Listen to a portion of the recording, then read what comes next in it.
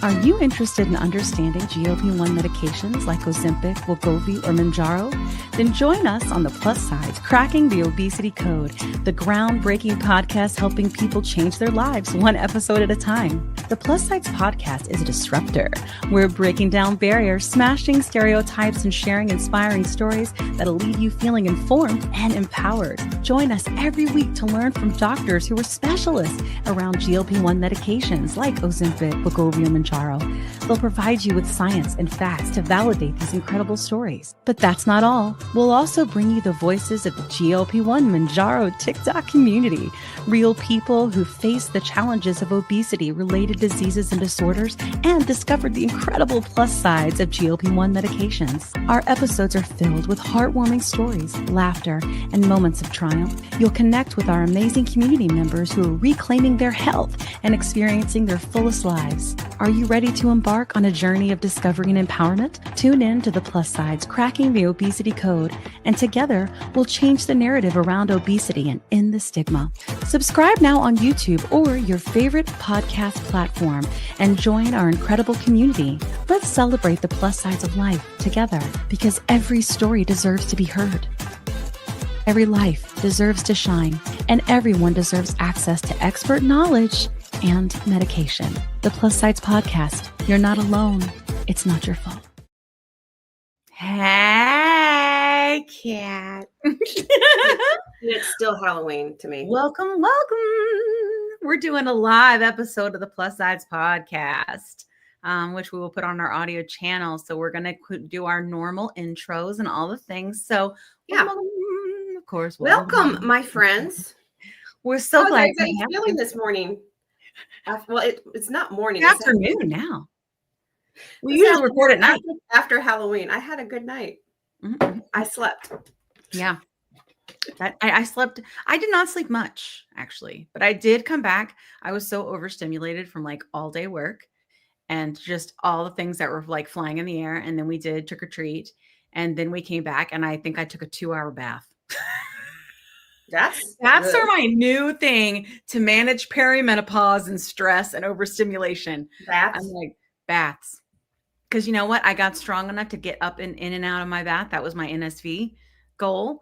Yay! To be able to, yes, because I've been exercising and doing my strength training right here. You can see my kettlebell if you're watching us. Anyway, that's what we're doing. So we decided to go live a little bit, and I'm going to tell you why. Because Kat and I really have, we don't have the spoons or time with our day jobs and stuff to be able to go live. We just don't. So, but we were really wanting to connect to the community. I tried to connect to the community on TikTok, and TikTok. Oh, the tea. I'm going to apologize to my dad. Is a fucker. And you say turd. It's a real turd. Yes, real turd. No, sorry, Dad, but it's a problem. And they are coming for us again. And in my humble opinion, for entertainment purposes only and no medical advice, the reason that is the case is because now TikTok allows for telehealths to be able to advertise on their platform, which means they don't want organic GLP-1 stuff really going anywhere from creators, because a lot of creators are affiliates for telehealths. You see me doing my speculation. And this is all my opinion. Okay. And we have noticed that if we say go anywhere, including the phrase go talk to your doctor, which you know yours truly says often in lives. We should be. I get violations, and then I get put in the naughty corner, and nobody can come to my lives that are new, and then I can't help people. And that's literally what Kat and I do. Like, you know what I mean? So we decided to come to the YouTubery because YouTubery does not do that to us. Unless YouTubery more of a home for us. What do you guys think? It really is. It's just the difference with the YouTubery is that it really doesn't come out to new people very often when you're live. Like the thing is with TikTok lives is it's always coming out to new people. Oh God, wait, we're squirreling because it's a live. We need to do our quick intros. If you guys are finding us on the audio or even here for the first time, tell you a little bit who we are. Okay. My name's Kim. Yeah. So This is the Plus SideZ podcast. We are a podcast focused on metabolic health. Yeah. Health and health. And we are ranked in the top 1.5% of all podcasts in the world. The world. We're an education and advocacy podcast, and we focus on giving you all the information you need and creating community for you so that you just always have somewhere to land no matter where you are on this journey, because obesity is a chronic disease, as is type 2 diabetes, and we'll need each other forever. So we wish there was a cure, but there's not. There's just treatment. So we've been on all these medicines for 3.5 years. Kat and I really saw an opportunity to level up this conversation. So we started this podcast, and we do lots of really cool things. And we're going to talk about a lot of the cool things that we do today. But that is my intro. Real quick, that's who we are, what we do. Kat, who are you? Why are you here? What you doing? Well, you didn't go into like what you've lost, what you're taking. Oh, hi, Dave. Dave is here. This is our friend Dave, a fellow advocate. Dave, are we going to see you at Obesity Week in Atlanta this week? Kat and I are only going the 5th because that's all I could get off work. I'm going to try some other days, and I might be able to go solo. We're not sure. I might. Yeah. So speaking of all the jobs, like I have a million side hustles, and so one side hustle has me really rolling. Really rolling. I get it, Dave, because I slept so much this morning, and I still called this afternoon this morning. Yeah. I said, I'm not going to go to my 2 spin classes I take every Saturday morning. That's how tired I am. Yeah. Well, Dave, if you do change your mind and want to come, we would love to see you, Obvi. Also, if you guys didn't know, Kat and I are being featured in a documentary about GLP-1s from a film company and director out of Denmark. And in it too. Dave's supposed to be. Yeah. They have been given Dave's information. I'm just saying. You'll definitely reach out if you feel like come to it. Okay, I'm just saying. If you do, it would be great. We would let us see you. I'd love to see you. I did squirrel, but however, if we don't get to see you, Dave, this guys who are listening, our listening audience, I want to make sure you know about this. This is our very dear friend Dave Knapp from On the Pen. He is our new, and thank God you're here because we got some news and we may get it wrong, Dave. So we're glad you're here to correct us. He is our news platform. He is where Kat and I get our news. He is where most of us get our news when it comes to GLP-1s. He knows all about the studies and the medicines that are coming out, and a lot of times the tea. Like what Novo tried to do this week. Yeah. Like he's straight, in my opinion, like Dave is like the media place to go, and he explained things in a way that we can understand them, which I think is really important. So we love Dave. And if you do not follow On the Pen, if you are listening, On the Pen does have something called, I think it's called the Daily Dose. No, the weekly dose. And they have a podcast as well. So definitely go over and follow. He's our dear friend and a fellow advocate, and we love him. So please go follow him. The feeling is mutual. We love you today. We hope we can see you at Obesity Week, but to say that I understand burnout is an understatement, friend. We understand. It's a lot. There is something called advocate fatigue, because it is hard. And this is an uphill battle, friends. It's an uphill battle. So anyway, we just thought we'd all hang out. We would talk about some things that are in the news. We talk about Obesity Week and what's coming up. We've got our friend Dave here. Dave, if you want to join me, send me a text and I'll send you the message, and you can, if you want to come hang out with us. If you have your makeup on and everything, your lipstick is right, then if you're feeling it. If not, you can just chatsies. But if you're like, hey, Kim, invite me, I'll do it. Yeah, I love it. Okay, cool. Okay. So we scrolled for a second, but Kim, you gotta tell the folks. We can talk about LBs on this platform. Well, wait, we can talk about that. But first, you have to do your intro because I interrupted. Hey, I'm Kat. Hey, Kat. I love, I liken myself now at this podcast has definitely evolved, and it evolved me. I love to cook, and I like to do GLP-1 cooking. It's GLP-1 focused, which is high protein. It's still nutrition, like how I cooked before. A hybrid of if you're watching, give us all the thumbs up, would you? All the thumbs up. Fireworks. Hey, that was cool. So I am a firm believer in we are not doing cauliflower rice, cauliflower mashed potatoes. That is a law. That is a crime against humanity. But I do live in the reduced fat life, right? You don't have Yeah. makeup on? Oh yeah. Okay. Oh, he's ready to do it. Yes. All No, right. he So can't do it. He says he can't. He doesn't yeah, have makeup I've lost on like and all the 90. kids are home. So we'll do the interdition. Oh no, he says he does want to do it. Yeah, he does. No, I'm gonna send you the link. Send the Okay. link. Well, You I do the talk intro. about I'm gonna send the myself. link. Well, I'll talk about myself. Yeah. Okay. I've always liked fitness, even when I was 320 down to, I'm in the 220s now. Ooh, ooh. So 90 pounds, terzepatide. That's what we have done. Kim got quiet. And so now I'm like, well, this is. Tell me. No, I know. Yeah. So I like me about. But you know what? I have been doing all the side hustles in the land lately. And this morning I said, if I am tired, I am not going to go work out. And I did not. And I'm feeling very relaxed. So sometimes you just got to take that L. But I will be doing my 2 classes tomorrow. Okay. Oh, and Kim, I got to chat with you about. Okay, Dave, let me know if that came through. I sent it on my Mac. We might potentially have an activewear partner or somebody who wants to outfit us. Excellent, hey? Her company is called Curvy. Oh, that's great. They are gum and chesty, emphasizing cute activewear. Oh, that's cool. And she does go up to a size 5X. She loves the plus girls. So. Guys, Dave is coming on our live. I'm so excited. And that is it. Yeah. Shout out to Curvy. I will be better prepared next time. Yeah. But this morning I got up at 11. Yeah. That never happens. Shout out to Curvy. Curvy, let's set up a call. Let's chat. Because listen, we advocates and we ain't rolling in it, okay? And we would love an activewear. Even just giving us some, activewear. We've been affiliate. We'll do affiliate. Mm-hmm. I did get a top from Curvy too. I bought one. It is my first half top to show surprisingly I look cute in it. Yeah. Oh, yay. If you're watching us, do me a favor, like it, share it, love it, want some more of it. When we're recording this is the day after Halloween and I'm not letting go.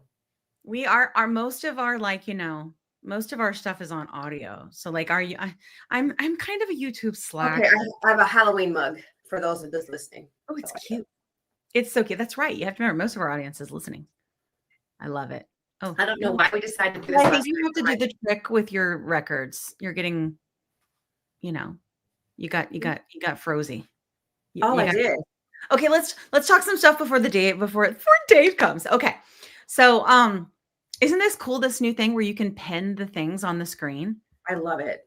Look, like StreamYard, I swear, I think every day StreamYard has an update.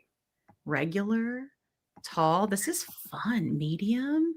Mm-hmm. Every day StreamYard, I swear, has something new. Listen, what I need from StreamYard, if you're watching, which I don't know you aren't, but what I need from you is after show. What we need is to be able to end our show and click record again and have it pop into something new so we can do after show with everybody that's on so that we can have bonus content for our channels, please. Thank you. Yay! Dave's here. Oh my gosh, this is so much fun. Hi! Hey. You're not at the office, so you're at the house today. Yeah, I got all 4 kids, so it could get interesting. Oh, fun. Good. Yeah. It's good to see you girls. This is like the perfect Saturday morning. I saw you pop on and I was like, no way. I know. What a fun Saturday morning activity. Well, I've been trying to go live on TikTok, Dave, but they're stifling the poo out of me, especially when I tell anybody to go talk to their doctor. That's all right. We'll be on. It's awful. Are you going through any of this? Terrible. To be honest with you, my short form content, I've just been making a lot less of it. Yeah. And I don't know, the last couple of videos I've done have done okay. Yeah. And I wonder if that's because I haven't been posting constantly and it's like, come back. Maybe. We miss you. I don't know. Whoever knows like how to untangle all that, but it definitely is. It seems like cyclical. Like I think maybe one of the things is I finally got my account off of the ban warning. Yeah. And so maybe it's. Oh yeah. Finally you got off. Fined. Yeah. Hello, puppy. Ella. Ella. Say hi. Come Hi. Are you Ella. on the pen, Ella? here. Someday. On the couch. Someday. Wouldn't that be crazy? When Yeah, dogs have I think it'll happen someday. I do, You're yeah. silly. Oh my gosh, that no. Maybe. So what's Okay, going so on today? we what's were the- like, we should talk about obesity week. We should talk about some things in the news. So we're glad you're here. We Mm. pulled a couple things, but we were like, damn, we have questions Yeah. about that. So maybe Yeah, like the bring it Pfizer and Novo Nordisk trying to scoop in. Right. Yeah, what is it? Tell us, Kat. Yeah. Well, no, I mean, we got the man here, Dave. I because my story that I was pulling was right from Dave's Yes. pen. Yeah. Dave, I we put hardly another- ever do news. Yeah, Novo Nordisk tried to scoop up. Yeah, it's crazy what's happening. So Metsera is Yeah. a company sorry, this is going to be a lot of activity in the back, I mean, including it's on toilets the flushing and dogs slobbering, and this is real life. So the company Metsera, now the dog's drinking, has two really interesting obesity candidates in the pipeline, and they're long acting. So they have a long acting GLP-1. It's like a once monthly. Yeah. And then they have a once monthly amylin, and the short phase 1 studies were like super positive. I mean, it's just in terms of like extremely rapid weight loss. I don't know that if that's necessarily positive, but when I say positive, I mean it There's in a terms of munchkin behind you, just so you know. Hi, Munchkin. yes. You little stinker. We're cool with it as long as you are. Yeah. What's up, bud? You're gonna help us deliver the news because that would be great. Anyway, Okay, keep going. Yeah. So these two are they're most promising, but there are others. They're a preclinical company, so they don't have any drugs that have ever made it to market, but some really promising obesity candidates. So when I say like really exciting, I mean more in terms of like Wall Street, because it's like such good weight loss that you're like, is that really good for people? So one of those deals, but very kind of exciting.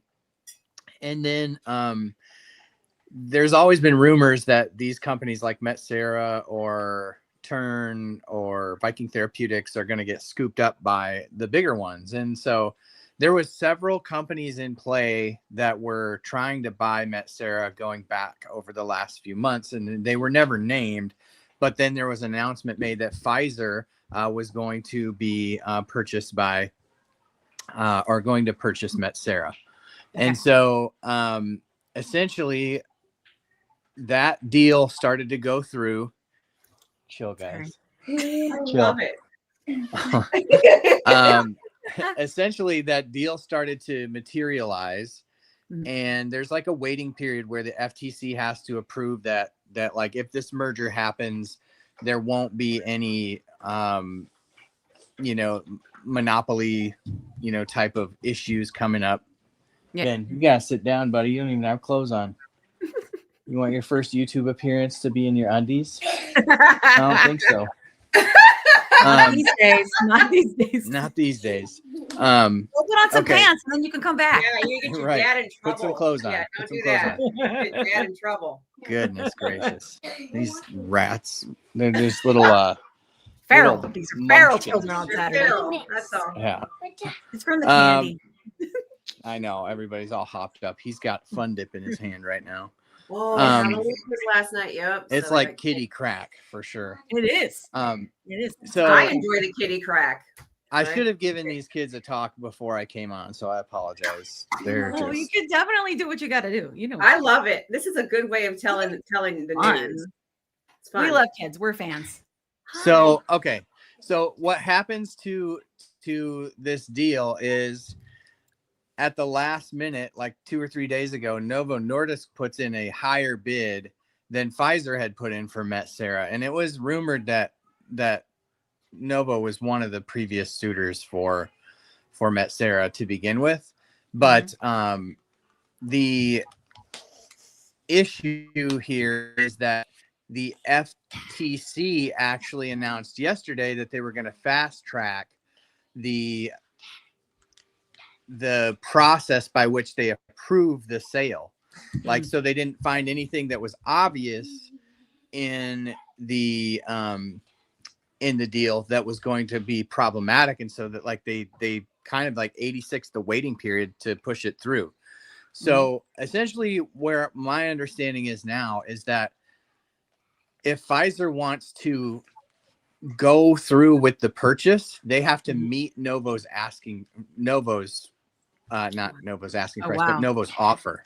Yeah. And so Novo really threw a monkey wrench. So Pfizer's obviously throwing a flag on the play saying like, well, we had a deal at this number.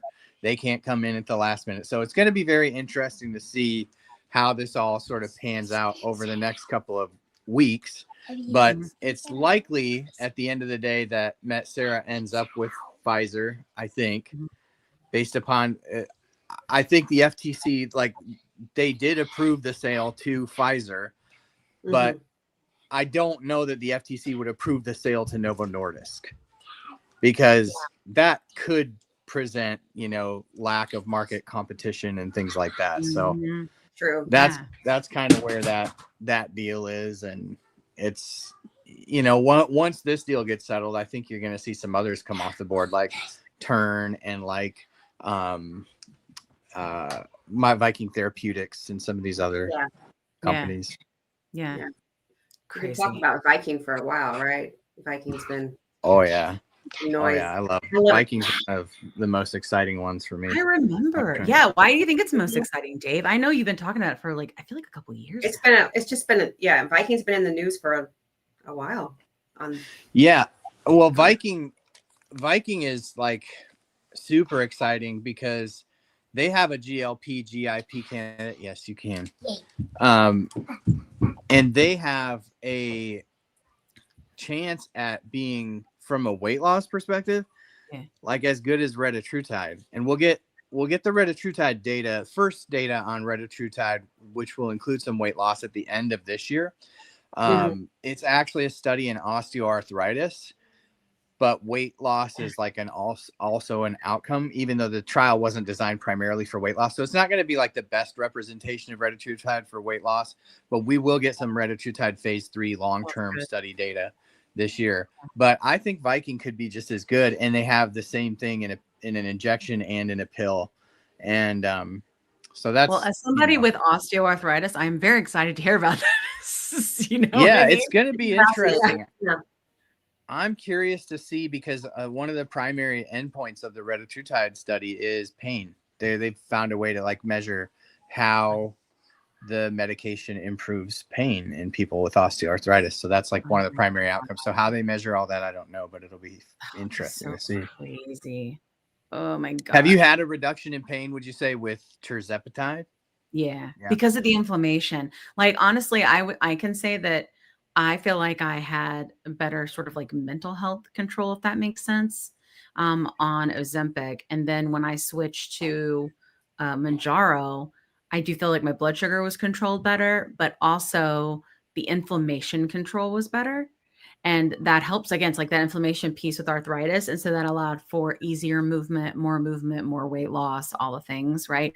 And so, yeah, for me, it was like that. And so that, I think, therefore, that is the pain. Right. Yeah. So I don't know. What about you? You tried both, right? Yeah, I've tried both. From a weight loss perspective, it wasn't even close. That tirzepatide, like I gained weight when I went to 2 milligrams of Ozempic, but that's all the higher I went with it. Yeah. I think if I tried higher doses of semaglutide, it may make a difference because I think they're going to go up to 7. They're already 7.2s approved over in the EU, so that's quite a jump. It is a huge jump. Yeah, like over 3. And is that for the oral or for the? No, that's the injectable. That's for the injectable. I don't know whether they have Ozempic and Wegovy over there or if it's just Ozempic, but semaglutide is approved for 7.2, and I believe that it's in the obesity population. That's why it was kind of interesting when Mounjaro prices raised over there. If you could go to 7.2 milligrams of semaglutide, it may be kind of close. Yeah. Daddy break. I love it. You too. I am waiting for you to eventually like have your kids bring the news, like a cute little stories or something. My God, I would love that so much. We need to have like a kids podcast. The kids podcast. The days where I don't feel like showing up. You know, Have them you put, don't like, have a it every story day. together. Yeah, they You could do could put it. them The in kids like a do. little outfit and like Little give them a suits. script. There you go. Just have them read it. So do And they'll that. be like, "I'll follow upon." You know what I don't mean? even warn people. Just have it one week. Just Yeah, read the just be kids. like, this is Dave Knapp from On Demand. It's funny because my youngest Benny, who is climbing around here, he will pull the iPad out and he'll start recording. Oh my God. And he'll just be like, "This is Dave Knapp. This is the Manjaro. This, you know." Oh my gosh. It's so funny. How old is he? He's 5. 5. Oh my gosh. So cute. 5, 7, Yeah. 10, and 11. Wow. 7. I think you're Good 7. age. She should put like the fake beard and mustache on, right? There you And go. this is Dave Knapp. Glasses. You hear that Or 7-year-old? a filter. You could do a filter. Oh, know what I mean? totally. And then that Totally. sort of like protects them and make it. Oh my God. See that you're the next biggest thing. We already know. Is it going to get your YouTube in trouble to have kids on it? I don't think so. I don't think I have so. not for kids on almost all my things. Okay. Not for kids. Yeah. You know what? So when you mentioned they have higher doses of sema in the UK, Yeah. you know, my heart. Did the higher doses of tirzepatide? Right. Did they is that in the UK yeah. as well? So it's like the timing on that. I can't remember exactly when the study ends for the 20 and 25. I think it's around the end of 2026. Okay. So the way that I was calculating this all is that it sounded like high dose tirzepatide would probably coincide roughly around the same time as retatrutide hits the market. Okay. Yeah. So it's still kind of wait. And then the other thing, like there's a Novo Nordisk earnings call this next week that I'm really fascinated to follow for a couple of reasons. I don't always love to follow the Novo earnings calls because they're not usually as exciting and they're a little bit harder to listen to because they have these really thick accents and they're kind of hard to understand.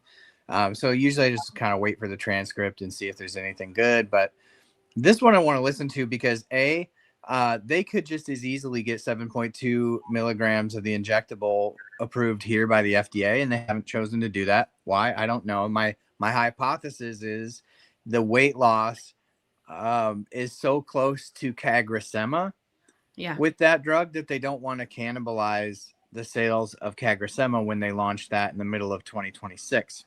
Yeah. But that stinks because there's a lot of people who could benefit from the higher dose of semaglutide now. Yeah, Right. I really am curious about CagriSema. I really am. I've heard, and mostly because I have many friends in gray that take the Cagra, whatever it is, cagrilinotide. Is that what it is? Yep, cagrilinotide, which would be the amylin, and it's so potent at shutting off hunger cues that there's all sorts of crazy stuff going on in the gray market. Like oh my God, a lot of people mixing that retatrutide. Like there's even the gray market sells like cagrilintide retatrutide combos, which is wild to me. It's wild to me. Wild.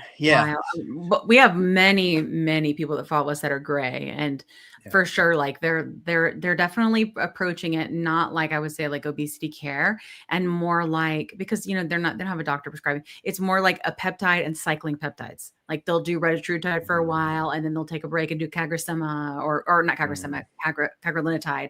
And that's what I am finding. Like is that.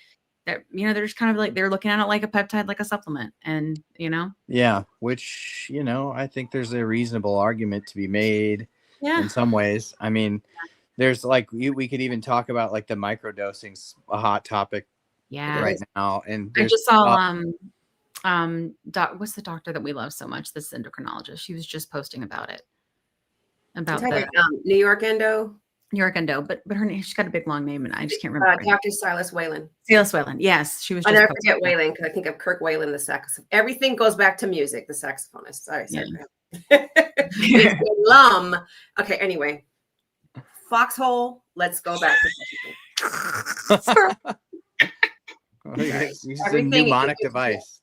It's the names. Music connects me to things. I love it. Anyway, so okay. Anyway. Yeah, what are we talking about?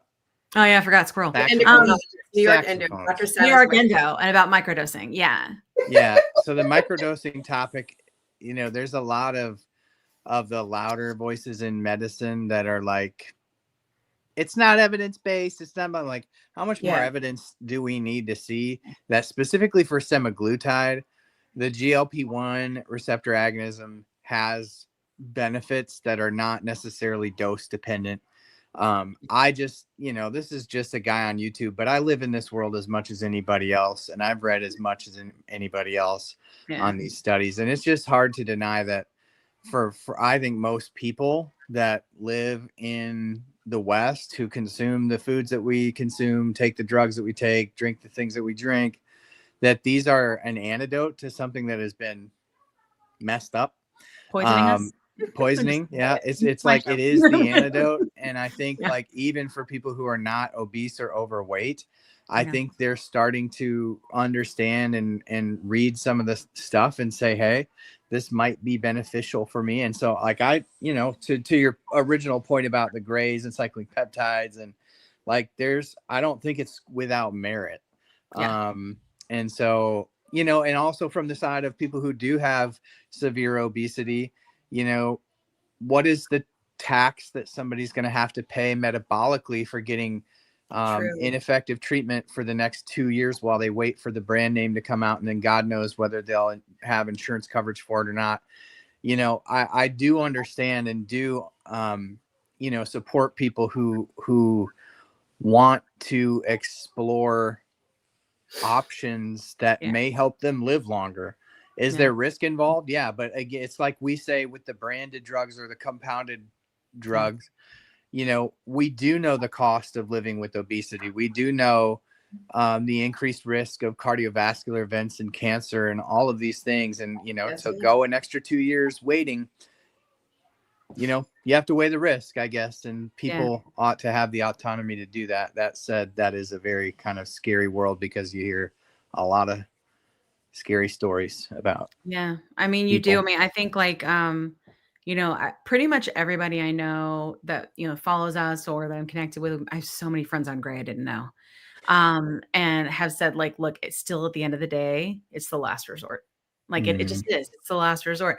And I think that I'm wondering like what you've seen in the news about sort of the crackdown with that. Cause I feel like we went to DC and then after, like almost immediately after that, because I let it out when I was there talking with the representatives, and then I feel like almost immediately after we heard they were sort of cracking down on things coming in, which I still feel like is the wrong problem to solve.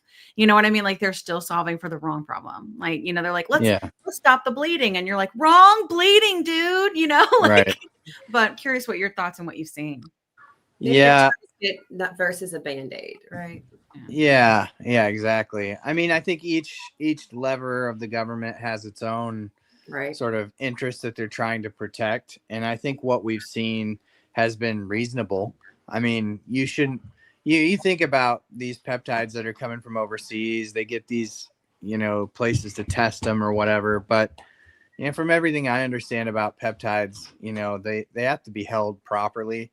And so if they're hidden in a freight container on the boat in the ocean, just baking in a freight container in a package of dog food, I mean, that's not ideal for something somebody's going to inject into their body.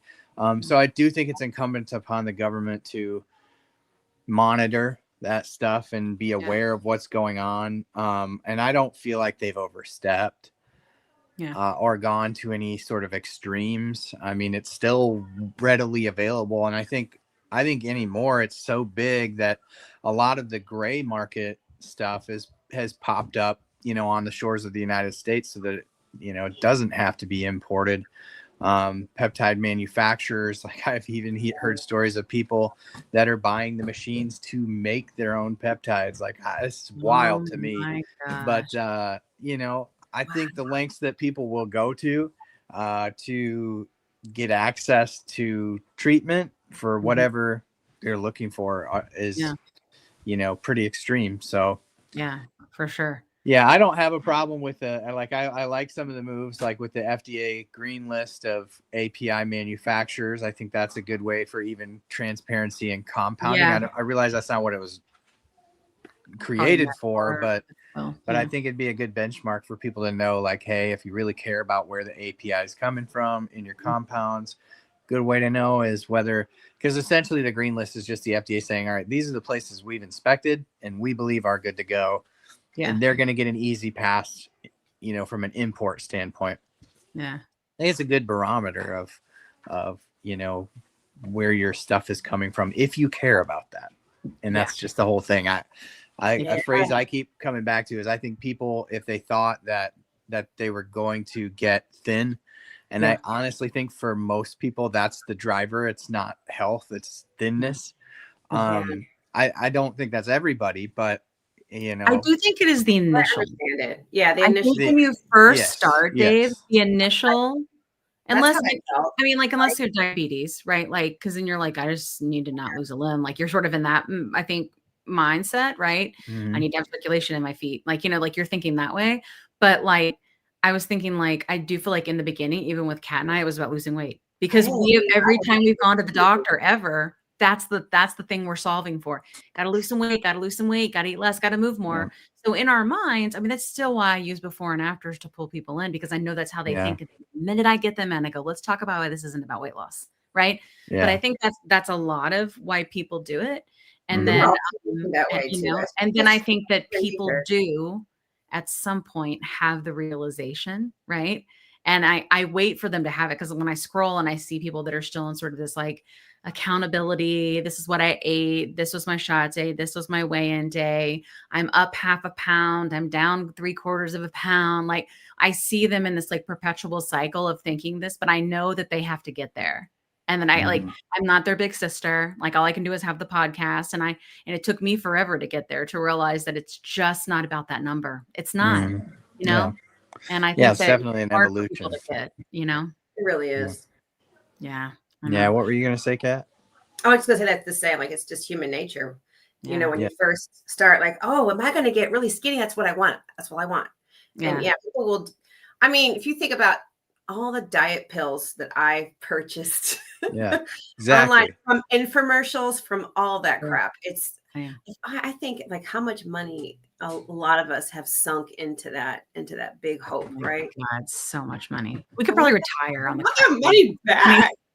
Well, I think one of the interesting things to consider too, just from an industry perspective, is I always try to, like, when I'm giving advice or talking to companies that are in this space, I'm always like, you can't really use TikTok or YouTube, at least over the last couple of years, as a barometer for the real world and the real market. Because I feel like the people that did come or are sharing content are people that for whatever reason they started. And I'm with you, Kat. Like, for me, it very much felt like the diet pill that was going to work, right? Like, I was like, but that was my mentality going into it. Even though I was diabetic, I was like, this thing's going to make me skinny. And that was my primary, like, I want to get healthier for my kids, of course, all those things, but like, I want to be skinny. Sure. I've been trying for 20 years to get over, to not be fat. And so, I think that TikTok and YouTube are people who have either evolved in their thinking on it, or they've just simply experienced the drug and experienced what it means to not only be maybe lighter on the scale, but what it means to live with less inflammation, to live with less fatigue, although tirzepatide is a thing. To drink less alcohol, to consume less sugar, to all these things. So long-winded way around saying that I think, like, in general, the reason that compounding and telehealth is such a booming business is because of that. I mean, they're funneling people in from the internet that just want to be skinny. And so it is very much positioned, as you're going to lose a bunch of weight. Ain't nobody going out there going, reduce your inflation, feel better. No. Or even just eliminating the food noise. Food obsession. I remember when I was, in the process of losing my coverage last year, I remember telling my husband, I was like, I'm not going back. Like, it was not about the weight. It was like, I'm not going back to being fixated on a stupid brownie or a stupid pizza. That or is scale. I don't want to put on any or scale. Yeah, the process is like, I am not going back to being obsessed about food. Like, I'm tired of it. And so will you come up on your mic a little bit more so we can hear you for the audio? I am not going back to this. That's what I told my husband. I'm not going back. Yeah, I agree. And like, I think that all of the telehealth, I'm with Kat. Like, I think all the telehealths, like for the most part, their messaging is lose weight, like, and get smaller. And I think you're right. I think it's an evolution of them realizing how this affects their lifestyle, actually. Although I hate when people go, new lifestyle. I don't even feel like that's what it is. Everybody's different. I think it's more just like, once you feel better, you live different things. You know what I mean? I don't know. It eradicated the noise, right? It cleared the space out. And now like it helps you. It works like an ADHD drug. Did you, along the topic of news, if we got a couple more minutes to talk about something in the news. Did you all see the news about the Lilly earnings call where they announced a new peptide? No. So they announced a new peptide. It's a GLP-1 GIP combo like tirzepatide. Yeah. But it's called brenipatide.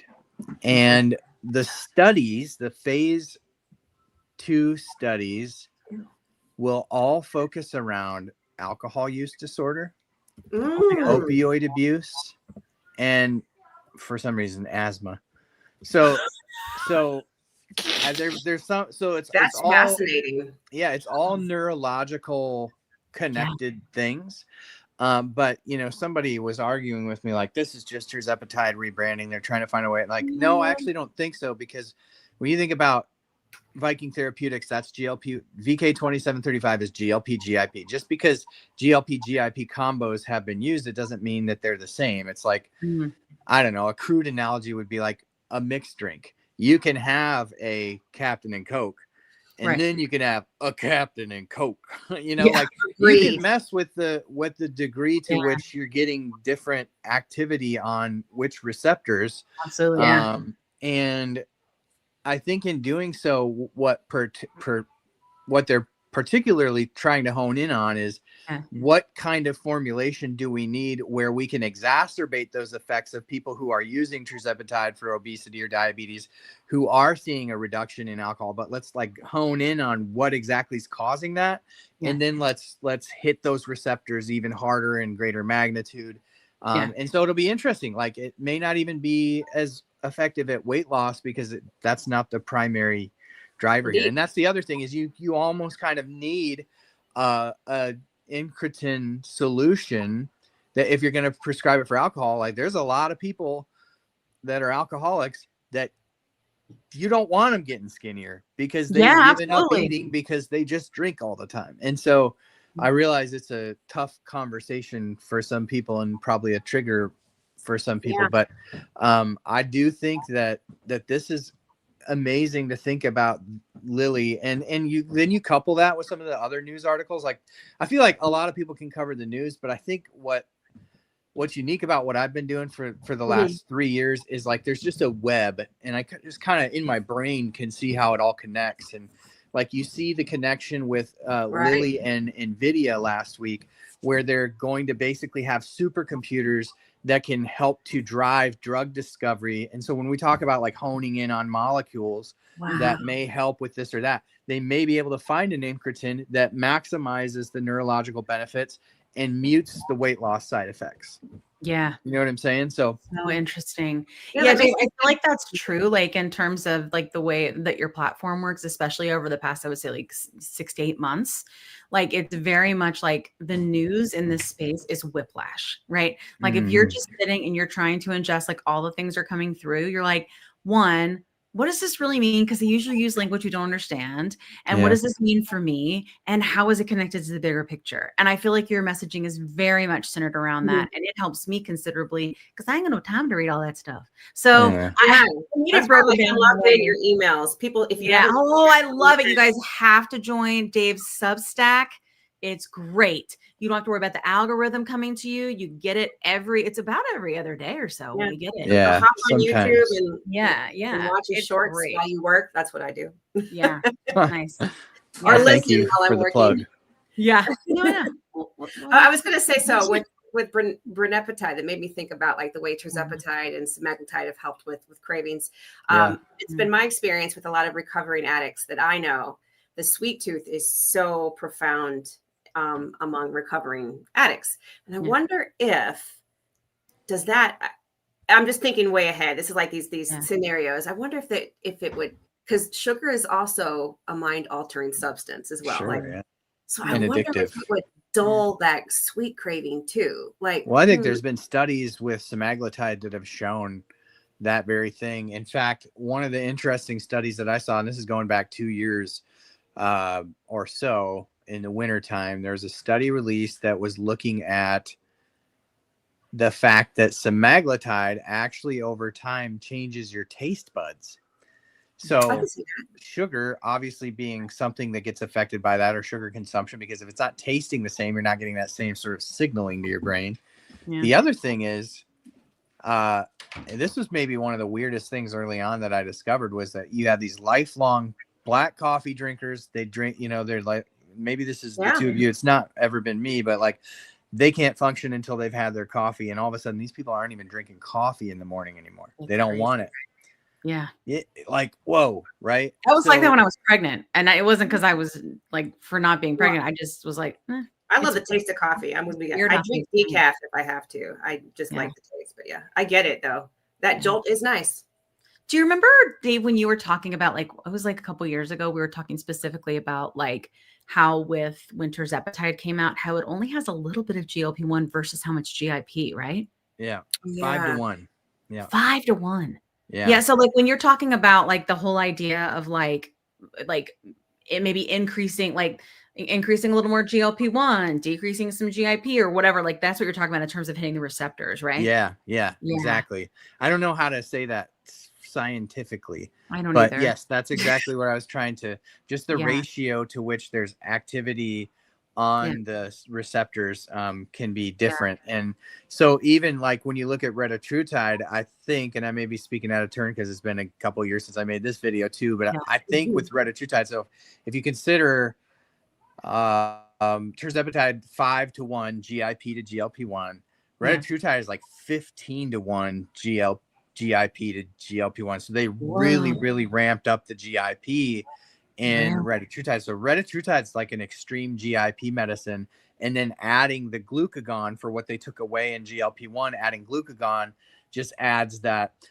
GLP-1 GIP work what they call centrally, which means it reduces your caloric intake. It reduces the energy you put in your body, where the glucagon agonism actually works peripherally, which means that it actually improves energy expenditure. So it's like the first drug that that will take in the incretin space that will not only work on centrally on energy intake, but also peripherally on energy expenditure. And so so you can very well see how maybe this GLP-1 GIP is more GLP-1 than GIP. I don't know. Like I do know. Well, now that I think of it, it is probably more GIP, because when you think about GLP-1, they studied recently some brain scans where they sat people hooked up to MRI machines, and they were shown highly palatable food. And there was an arm that was placebo. There was an arm that was exenatide, which is GLP-1 straight, GLP-1. And then there was a tirzepatide arm. And only in the tirzepatide arm did it happen where after they were given the drug, their brains didn't light up in response to the highly palatable food. They just didn't light up. So their brain wasn't getting the sort of stimulation from the thought of the highly palatable food in a way that GLP-1 didn't seem to. Now that was exenatide. So perhaps you could argue that maybe if it was semaglutide or a better GLP-1, it may have been different. But definitely, I don't know. I'm sure you as advocates that talk to tens of thousands of people like I do can identify that. Seems to be that tirzepatide is the one where people say that's the food noise drug. That's the one where the food noise turned off like a switch. and then I switched to sema and it came back like a bit. Like that seems to be the I experience. do think that reverse piece of when you have to go from a double to a single seems to be a big struggle for our community. Like Yeah. I do think it probably settles eventually, right? But it does seem to be like, from again talking to these people like that go through this, that's several months of going from this double to dealing with this single, whether it's for maintenance or because they have to financially or whatever, that it's a bumpy ride, right? They have to kind of get used to it. And then like we've been talking a lot about something I've been doing too, is like the combined therapies, right? So like I know you've had Dr. Spencer on your podcast several times. And so he came on ours recently because I had seen a video by him where he was saying that a lot of people he had been treating on the high doses of tirzepatide for a long time were coming and saying that they felt very flat. Like they weren't really wanting to exercise, weren't really wanting to do anything anymore. They were kind of flat everywhere with everything. And I was feeling that way. Now, do I think a lot of that was burnout for me? Yeah. But he was saying that he had lowered them down to 10, right? And that had helped them considerably instead of being like on the 12.5 or the 15 with that sort of flatness, right? But then I think what happened to me is my food noise was heavier again. So then I was like, okay, what do I do? So I tried adding Wellbutrin, which helped considerably. So this whole idea of like the combined piece, you know, and not having it be like the GLP-1 or the GIP or whatever, that it's an end all be all for everyone, I think has been quite the conversation in the community lately, right? Yeah. About like, how do I, as my body starts to like adapt, like this metabolic adaptation, right? How do I like deal with that? Have you talked about that much on your show with anyone? In terms of like stacking therapies? Yeah, like stacking, like, you know, you're like adding in Qsymia or adding in Contrave or something like that. Yeah, it's definitely been something that like going back to popping balloons now in the background. Love it. I hope. I would say there have definitely been different doctors that we've had on that we've talked about stacking, whether it's Contrave or what's the other one that's like Qsymia, phentermine. Yeah, definitely. You know, what I think might be interesting too would be to talk to doctors who are open to stacking peptides and even GLP-1s, because again, like maybe you need the affinity of semaglutide GLP-1 and you need the GIP. Like you're never going to get those in clinical trials. So again, with the doctors want to be so like evidence-based that they tend to want to not. But I think for some people, like the future of obesity medicine is probably more personalized like that, where, you know, you can imagine a future where they just poke your blood and they go, you know, you really high this, really low that. And, you know, so the perfect, you know, titration for you would be a GLP-1 receptor agonist and maybe a GIP blocker. Where they'll be able to figure this out based upon blood tests, where you're most efficient and what medications on the market might affect you better. Yeah. Because I heard they do that with, I mean, I have ADHD and, but I heard they do that with some ADHD. They can like look at all the different medicines and like see which one like would possibly work best for you based on your blood work, brain. I don't even know. Yeah. I didn't share this on my channel, but like a week and a half ago or 2 weeks ago, I started bupropion naltrexone. Yeah. And it was like prescribed to take at night. And after about 3 days, I started getting terrible anxiety. Oh, really? So that one wasn't for me. But did you say that you've been on that one? Yeah. So what I did, Kat's been on that one and she didn't like it either. Actually, that's Contrave. Yeah, that's Contrave. It tore my insides up. It does for me. It? So for sure, I did Wellbutrin, which is the bupropion. Yeah. So I did Wellbutrin and it considerably helped my food noise, like amazing. But I would get in these anxiety loops and I couldn't get out of them. So then I actually switched, because I'm having some depression, to Lexapro. I'm getting the same effects, but without the anxiety. So that has been good. Although I do have a weird side effect of my teeth hurting. Lexapro, are you taking Lexapro and Wellbutrin or just? No, Lexapro? They took me off the Wellbutrin because the Wellbutrin, I could not get out of these anxiety loops. Like it was constant. Yeah. It was just like, bzz, like just, I couldn't get out of them. I've always had anxiety, but like this was like ramping it up, like you said. And so then I switched to Lexapro, which has more of a calming effect. And it is also an SSRI. And even though it is not one that I think doctors usually use to treat with obesity, it does seem to help me with those effects of the food noise, which is great. Like, you know, it was the same kind of thing, you know? So I don't know. I mean, I think there's that. And then like, but Dr. Spencer loves Qsymia. That's the one, but it's got Topamax in it. So Kat and I are like, Yeah. Yeah, my sister tried Max because she didn't qualify, of course, for a GLP. She said Topamax worked great for like 2 days, and then she said the headaches were outrageous. So yeah, Topamax is a bit of a scary one for me. I tried it too. That one's also a combo: Topamax, Topiramate, and something else, right? Mm-hmm. Yeah.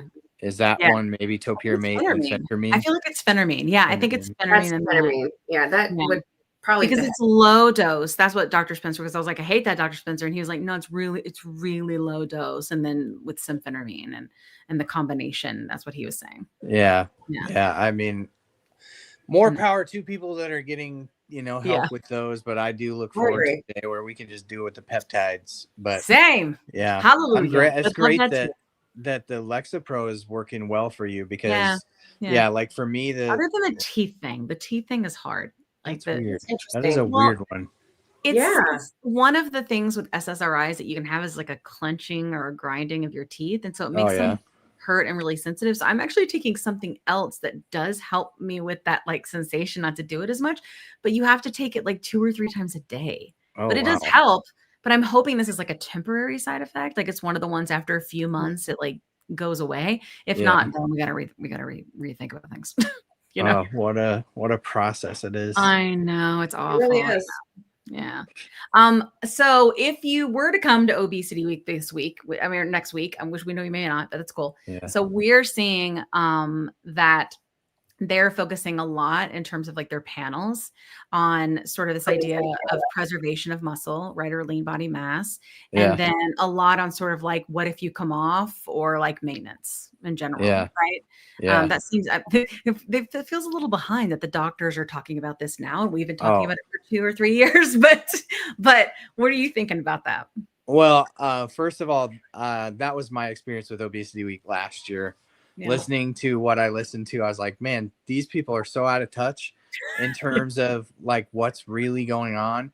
The recurring theme last year in virtually every panel that I sat in on was people aren't staying on GLP-1s. This is a big problem with GLP-1s. Like people aren't staying on them. And I'm like, they're not staying on them because they can't afford them. They're not staying on them because there's shortages. And then the numbers you look at aren't tracking how many people are staying on them because they're going to compounds outside of the system that tracks this. Yes. So like, this isn't hard to figure out. But it was all like, why is it that people can't tolerate these drugs? I'm like, it is not a toleration thing. It is an accessibility thing. And I don't, that just infuriated me every time I heard it. Cause it's like, because that drives research and that drives treatments, and it's like that's not why people don't. I know it. I struggle with the same thing. So I'm wondering how much further they've come along since last year. So I'll let you know. But like, I think that's I'm very curious, like how the patient conversation will go. Cause like I did have someone from Obesity Society come over to me at the Your Weight Matters conference and say, we'd love to have you at Obesity Week. And then when I reached out to her, like I got nothing. And I was like, wait a minute, I thought like you want me to come? Like I'm confused, you know what I mean? And of course we're going, right? But we're more just gonna go and be like covering it and meeting with the documentary crew and the community, But I think like something about like the way things were last year, I'm wondering how much progress has happened. And the reason I say that, Dave, is, and the space moves so fast, right? This is why we have jobs. Well, I mean, jobs, what we do. But like I've noticed that with this year versus last year. So my mom was on Ozempic 2 years ago. Then Medicare dropped it. She worked with Dr. Albert, who we both respect a lot, I think. And he got her Mounjaro through UK, right? And then those prices went up, right? And so my mom is now on compound, but my mom's getting compound through her PCP. So like a year ago, the PCPs weren't saying anything about it, but now the PCPs all of a sudden seem to be on board with this, right? Because they're realizing with compound they can make money from it. They're realizing that they can prescribe it, that it helps them. All those reasons, right? It's just been more and more, I think, years of validation that it's sort of okay or worth the risk, if you will, to be able to kind of get in that space. And so I'm wondering, with that happening, and also with all of these lawsuits of the telehealths, right? Like, how much are we going to have more patient stories? But for sure, I think Amanda from GLP-1 Collective and I and Mike and all want to make sure that like we can't have like an obesity week thing, right? Where we aren't talking about the fact that access is still an issue, right? We're not talking about that kind of thing. And so we want our presence to at least be there, right? I don't know if it's really good, but I think like, having some stuff around it, having some meetups around it, hopefully will be good. And that's why you should come. I am a firm believer in taking rest and breaks. So I am too. I know. I've been taking a lot. I went to the health conference. Oh yeah, how'd it go? Like I went to Obesity Week last year because it was like a goal that I set for myself the year before.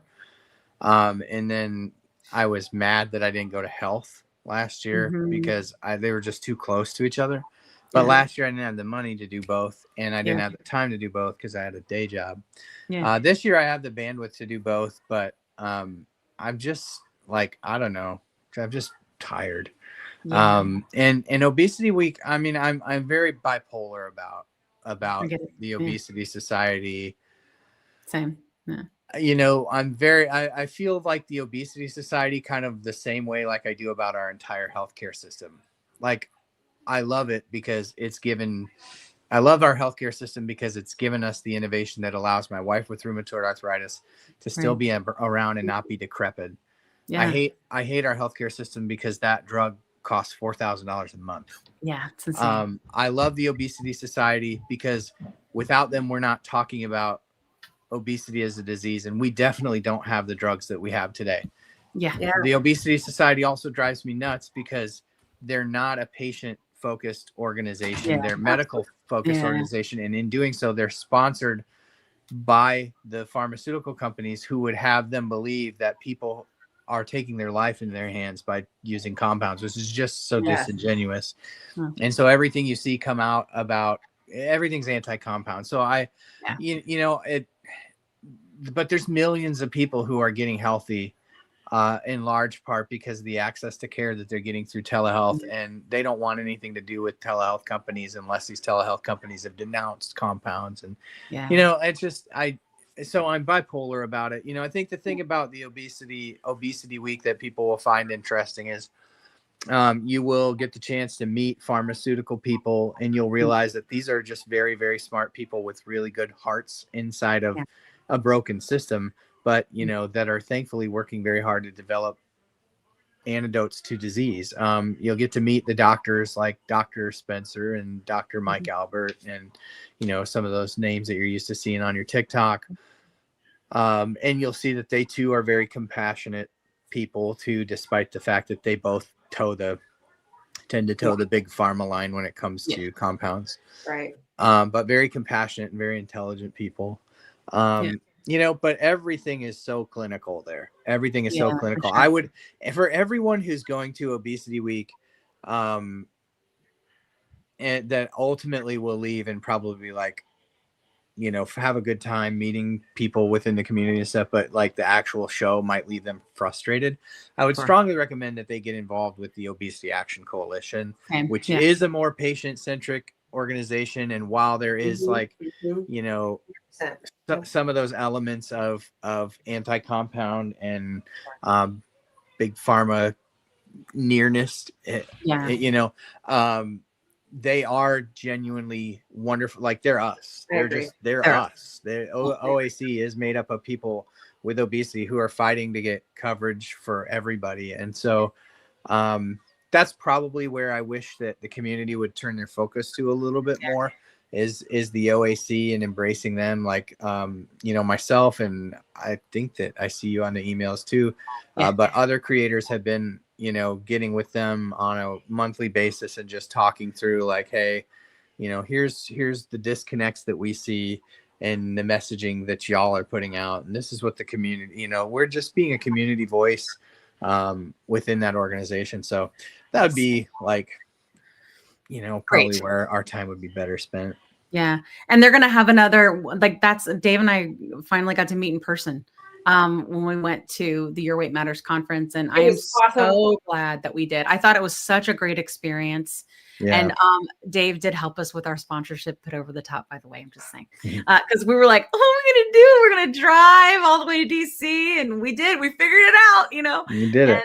And we did, and a lot of people that helped, and it was great for us to be able to do that and make those connections and learn a lot. And I think that they're sort of, you know, like you said, realizing too, like they need to be more in touch with what's kind of going on in this world. They've been really big, I think, focused on sort of the bariatric world for a long time. Yeah. And I think this allows them to kind of branch in that area. And I found them to be so receptive and so kind. I agree that they weren't coming out with anti-compound language. It was more like, we get it. We know there are people on it. You're accepted no matter what. They were just like, we can't condone it. Like, you know what I mean? Because of business, right? I mean, that's really business. And the thing that they go back to is just uncertainty. Sure. About, and I get it. Like, even as a creator, like people are always like, why do you hate people that are on gray market? I'm like, I don't. No. But I have, you know, my content hits millions of people a month.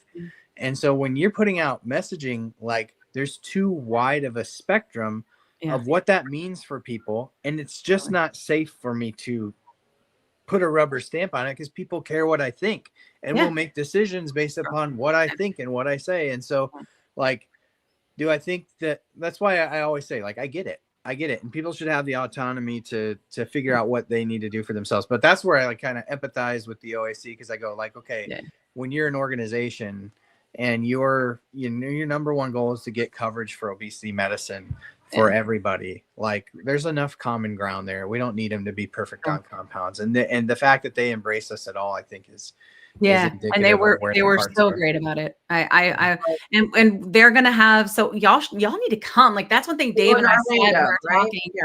Yeah, it's gonna be in Orlando. I can't remember what month it is, but you can go to their website. July. It's a very cool month for Orlando. Hot as hell. I'm going to bring my family. So I'm going to bring my kid, and we need to get us all there, because it will be fun. It is excellent learning. It is excellent connections. It is a warm environment. It is literally and figuratively so great. I mean, it was just the most wonderful. I wish I could have stayed longer. Yeah. You know, I'm so excited about the one next year.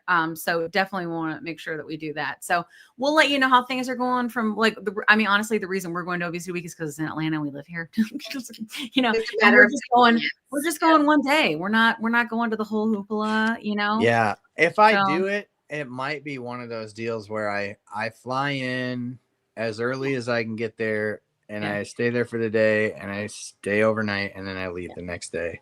Yeah. I just don't have the bandwidth to do more than that right now. That's all we can do too. I mean, I have a day job. I have a special needs family. I can only do what I can do, but because it's here, we wanted to at least try, you know?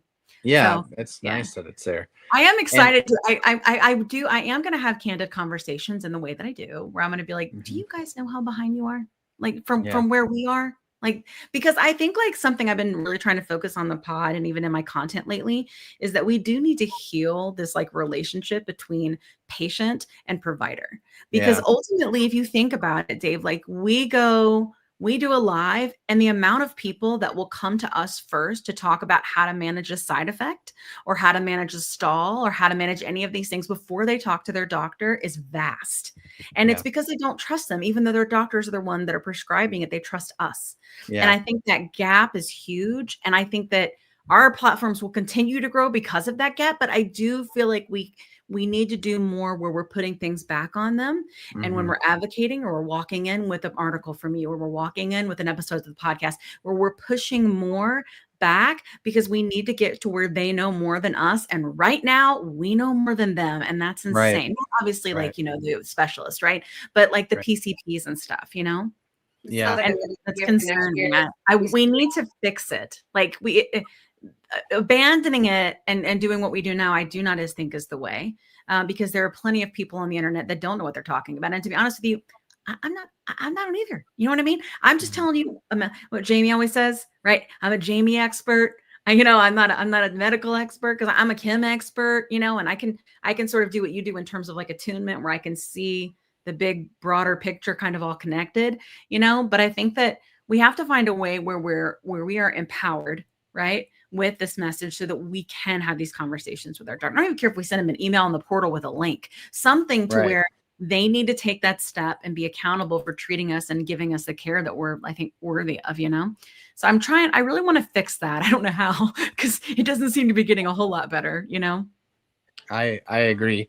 I mean, I think it's gotten marginally better, but I think like it's part of, I think going back to the OAC Obesity Society conversation, I think part of the win there is like a lot of the really good hearted people in obesity medicine on the physician and provider side are showing up there because that's where their passion and their hearts are. And so like more of those people are getting involved in content creation. And I think it helps their community as providers to see more of them getting out and doing sort of what we do. But from a provider perspective, I think that's a huge win because like a lot of times I think, providers sort of tend to just scoff at what we do, but we're filling a gap for patients like that they don't feel like they can get filled at their doctor's office. And some of that's the system, right? And doctors not having the appropriate time to spend with people. And some of it is just that doctors there's no excuse to not be informed on GLP-1s anymore. Just not. As a physician, if you are not on the up and up here, this is a treatment for a disease that impacts, like 50 different comorbidities that are downstream of obesity. If you can treat obesity effectively with these diseases, you're treating so many other things. Like there's no way it doesn't affect, the majority of the patients in any given clinic. So there's no excuse to be not informed now, but I do feel like it's getting a little bit better, but it's still got a long way to go. That makes me think of what Dr. Kaplan said in one of our interviews with him. Dr. Jonathan Kaplan said that majority of doctors are going to have to learn their way around obesity care and GLP-1 management. It's just because there's not enough like specific obesity doctors to focus on that care. It's going to be something where like maybe even what is it? Your foot doctor, your podiatrist. I'm just kidding. I'm being facetious, but basically majority of doctors are going to have to know their way around. There's actually not enough doctors. Like just let this blow your mind. There's not even enough doctors to treat the amount of people that have obesity. Right. That the ratio is like just doctors. That's why he was like, you know what I'm saying? So yeah. And like I was it didn't make the cut. But I was talking with so WebMD Medscape did this thing with me, which they're going to post on YouTube, which is exciting, I guess soon. But they're where it's like a bunch of events that's like Eli Lilly education about like patients with GLP-1 so that PCPs can understand, right? Like the experience of someone with obesity and what that's like and what's it like to be on GLP-1. They can be more empathetic and better providers, right? So I was able to interview with them, and of course I just ran my mouth. What kills me, Dave, is like I literally can have succinct like conversations in every other topic but this one. I can't shut up about this one, but I swear. But I told them that I was like, big warning, I'm not the average person. Like I'm just going to run my mouth. But I said at the end, I was like, look, at the end of the day, we get you didn't know. We get it. And and we got to be okay with it. And we got to work on healing that relationship. But it's been a wave for a long time and it is a tsunami now. And there is no more excuse, right? Like they've got to get it together. So I'm hope that did not make the cut. But I was like, y'all need to show that. But I think it's good. I mean, I think we're moving in the best direction. We all just kind of have to keep at it. It's clearly, I think, working in terms of pricing. I do not think the prices would have been as low as they are this fast, Dave, if it wasn't for the noise that we're all making. I really don't. Oh yeah. That's what Lily said, remember? For pharma, this is insane. Lily said that. This is insane. Remember when Lily said it's going to be up to the community to move the needle? That's what they said. They said it's going to take the voices of the people with obesity. So that's what we're doing. Yeah. Good talk, team. Absolutely. All right. Happy Saturday. If you come the 5th, because Roe's having a thing. Yeah. Oh, and the Downsized is doing something that Monday. Yeah. I don't think I can go because of work though, but I am going to go. The 5th was that Wednesday. The 5th so I'm gonna go. Rose thing. Okay. Yeah, Rose thing. So you got to decide between the Durhams and Roe, huh? Yeah, I love the Durhams. They're so fun. They're nice folks. I know. I mean, the name, because, I lived in Durham for so long. I just have to listen. Yeah. Yeah. And they live in North Carolina. It's the coolest thing. Anyway. Yeah. Yeah. Totally. And then you already got to meet Amanda with Yeah. GOP Collective, which was great. Yeah, We're they the came same to my state, office. right? Yeah. I there was gonna be a video and stuff. Like, I don't know. Yeah, I thought so. Right? Like, that was like the PR spin from like the NPR sort of, wasn't it? It was like Denmark's NPR that came in video. Yeah, basically, right? Oh, wow. Yeah. They came to my office. We all had so cool. Really good conversation. It was Love it. good. See what comes of it. Well, I would love for you to come because I would love to introduce you to the documentary people. You are our news obesity person. I think it's important for you to have a voice in this. So if you want to come the 5th, I would not complain. Well, we'll see if we can. We'll see how I feel on in and out Monday, Tuesday, okay. And then maybe I'll buy one. Come out Tuesday night. Okay, I'll take it. I so totally understand all of that. I get it. Oh, yeah, me too. I did not. I mean, to me, like, full transparency, it's like just I don't know. It's like this trying this contrary stuff whipped me into this anxiety stuff, and like I got off of it right away. But you know how it is. You kind of get back into your head. Like, I didn't even make it a month. I don't want to have like some sort of panic attack on an airplane or while I'm away from home. Home is my happy place. I get it. I think I've come to the conclusion that contrave is not for everybody. It's not. I mean, I think I've met one person that did. My doctor specifically said we need to watch the anxiety with you. Like, specifically was like, let's see how it goes. We'll do a low dose, with Wellbutrin. We'll see. But if the anxiety spins up, it's not for you. So I feel you. Anyway. Well, I love you, girls. We love you. It's we hope we get to see you, but we will understand if we can't. Yeah, I'll keep you posted. No, and thanks for having the kids join us because that was fun. That was it was fun for you.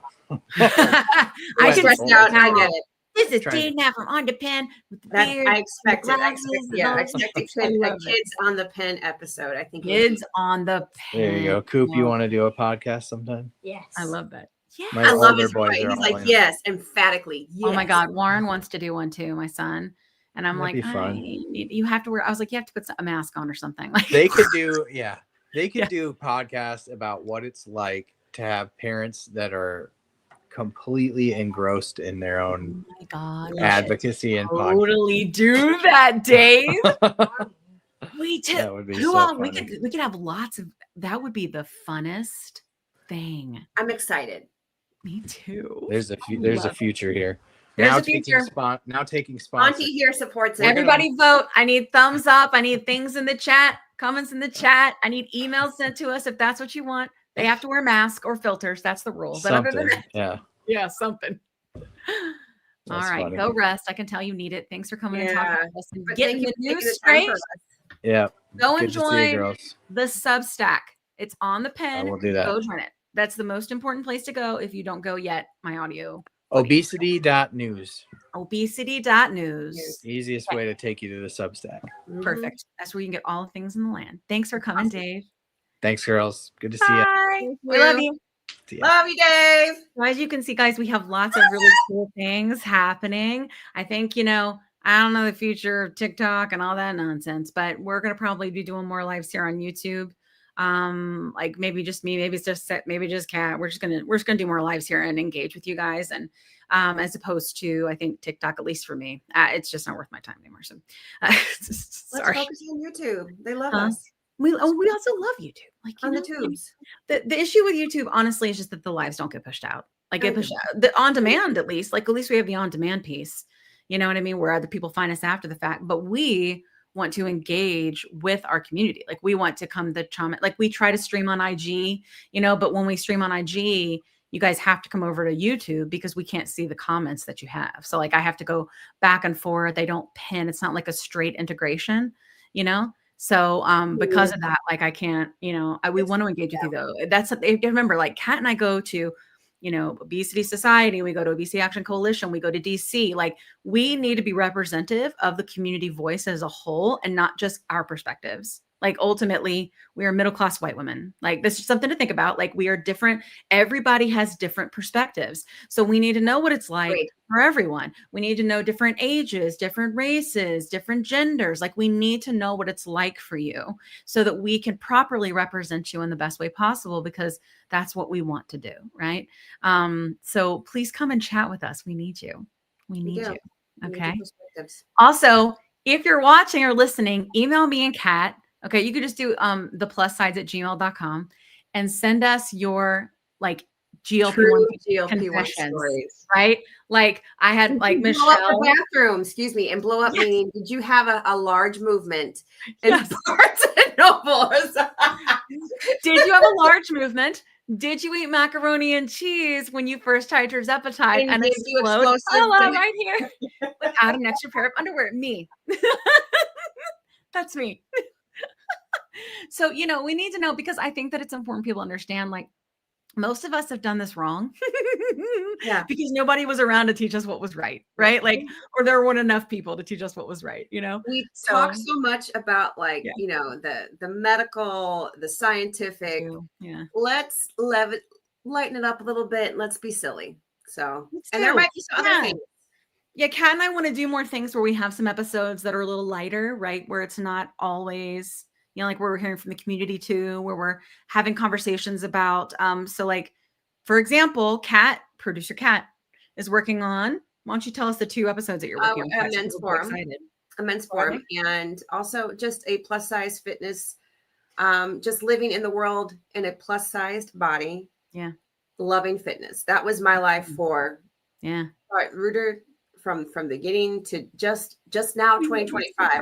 And arguably, still now I'm still considered plus sized, right? Like my BMI is like 35, 36. I'm still. Oh, Kat, I forgot to tell you, we are a finalist for the Full Figured Industry Awards for Best Podcast. We are finalists. There is because we're curvy. Because we are like, we, you know, so I think like what's cool is that, so let's pen. Hi, Dinah. Is it Dina or Dinah? Is it Dina? Hi, Dina. I love your hair. Oh, beautiful hair. I love short hair. So, it's also the color. Oh my God, it's gorgeous. I love it. Hi, we love you too. Thanks for everybody for what you do. Thanks if you are a paid subscriber. Thanks if you just engage for free, because that's all that you can do.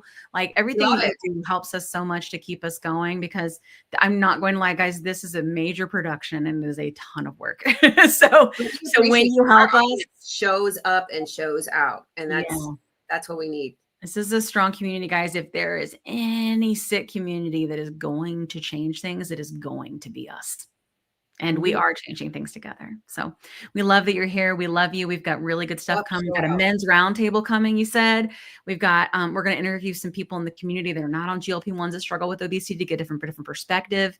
And we're going to have some more fun episodes in between. And then, of course, we're also going to be digging in quite a bit to midlife and how to cope with the different things that are going on with midlife, and working on partnerships for that as well. So that'll be coming too, because, you know, again, like if you think about it, at the end of the day, we really are a community that is going to need to be each other forever, because there's no cure for this disease. There's only treatments. So we need to be here for each other. Okay. So we love you. Please like, comment, share, repost, and you know, all 5-star reviews. Leave a 5-star review. We need that. That's what gets us referred up in the system. That's what keeps us at that 1%, 1.5% that gets us to the 1%. Please do everything you can. It's just so quick and easy to do. You can ask ChatGPT how to do it. And we love you so much. We love you so much. Yes, Oh, and be watching us on TikTok and Instagram and everything next week, as we'll stream what we're doing as we're covering the Obesity Week. And you can maybe meet some of the documentary people that we're talking to too. So big things coming. BCPs do need to step up, and we are working on that. We're working on that. All right, guys. We love you. We'll see you soon. We will see you soon. Don't forget to do pasta, Kim. Hasta la pasta. See you in a week. Are you interested in understanding GLP-1 medications like Ozempic, Wegovy, or Mounjaro? Then join us on the Plus SideZ Cracking the Obesity Code, the groundbreaking podcast helping people change their lives one episode at a time. The Plus SideZ podcast is a disruptor. We're breaking down barriers, smashing stereotypes, and sharing inspiring stories that'll leave you feeling informed and empowered. Join us every week to learn from doctors who are specialists around GLP-1 medications like Ozempic, Wegovy, and Mounjaro. They'll provide you with science and facts to validate these incredible stories. But that's not all. We'll also bring you the voices of the GLP-1 Mounjaro TikTok community, real people who face the challenges of obesity-related diseases and disorders and discovered the incredible plus sides of GLP-1 medications. Our episodes are filled with heartwarming stories, laughter, and moments of triumph. You'll connect with our amazing community members who are reclaiming their health and experiencing their fullest lives. Are you ready to embark on a journey of discovery and empowerment? Tune in to the Plus SideZ Cracking the Obesity Code, and together we'll change the narrative around obesity and end the stigma. Subscribe now on YouTube or your favorite podcast platform and join our incredible community. Let's celebrate the plus sides of life together, because every story deserves to be heard. Every life deserves to shine, and everyone deserves access to expert knowledge and medication. The Plus SideZ podcast. You're not alone. It's not your fault.